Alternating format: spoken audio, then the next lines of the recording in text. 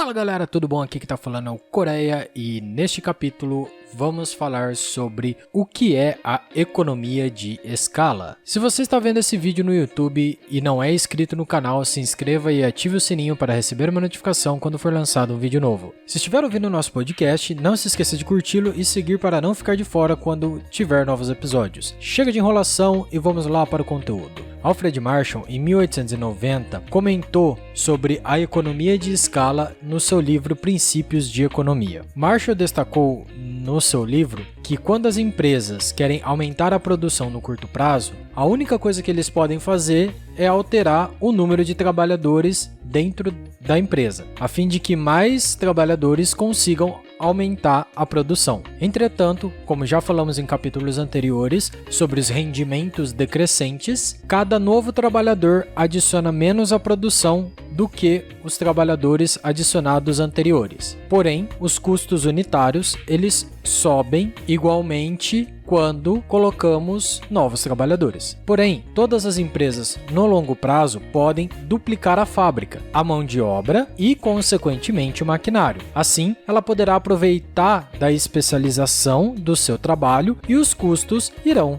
cair. Um economista que confirmou essas ideias de Alfred Marshall foi o seu xará Alfred Chandler, em 1960, que mostrou que o crescimento das grandes companhias causou uma nova revolução no início do século XX. Essas empresas dominaram os seus setores, pois elas conseguiam produzir cada vez mais bens a um custo menor, tirando os concorrentes do mercado, que tinham custos maiores e menor produção. Nestes casos, dizemos que essas empresas usufruíram de um monopólio natural, diferente do monopólio que Adam Smith dizia ser maléfico à sociedade. Então podemos dizer que as economias de escala são aquelas onde o aumento da produção resulta na queda do custo médio de um produto. Ou seja, o conceito de economia de escala é quando não há uma relação proporcional entre os custos médios dos produtores e o volume de produção. Um excelente exemplo disso é a indústria de softwares. Nela,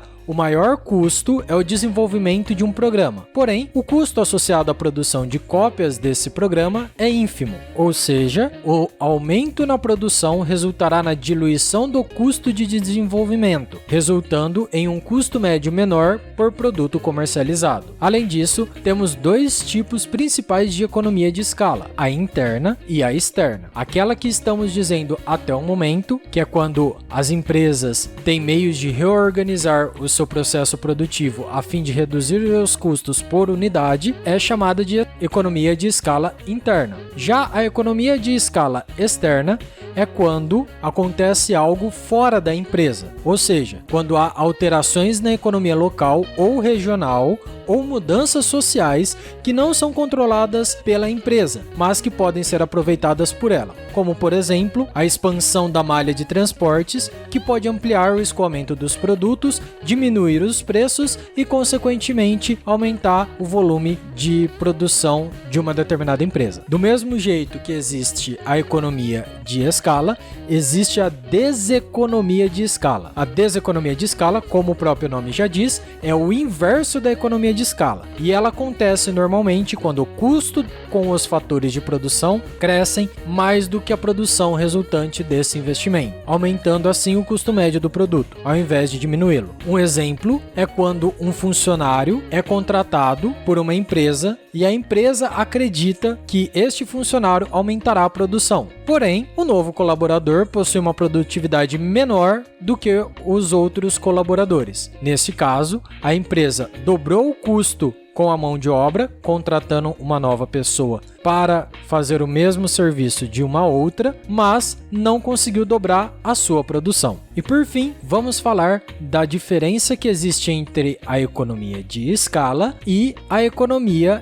de escopo. A economia de escopo acontece quando a redução do custo médio se dá pela produção conjunta de mais de um produto ou serviço. Ou seja, é quando uma empresa produz conjuntamente outro bem, diminuindo assim o custo comparado com a realidade onde duas empresas diferentes produzem os bens separadamente. Um exemplo disso são as empresas de manufatura de grãos, onde elas podem produzir grãos ensacados como arroz, feijão e trigo, e a sobra desses grãos ela pode triturar para fornecer como ração para os animais. Neste caso, ela diminuiu o seu custo em comparação se ela fosse duas empresas totalmente diferentes. E assim terminamos nosso capítulo de hoje. Falamos sobre a economia de escala e quem a descreveu. Falamos também sobre a economia de escala interna e externa,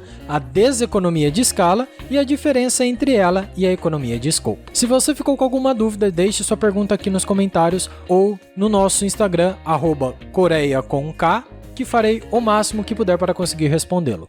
Até o próximo vídeo e tchau!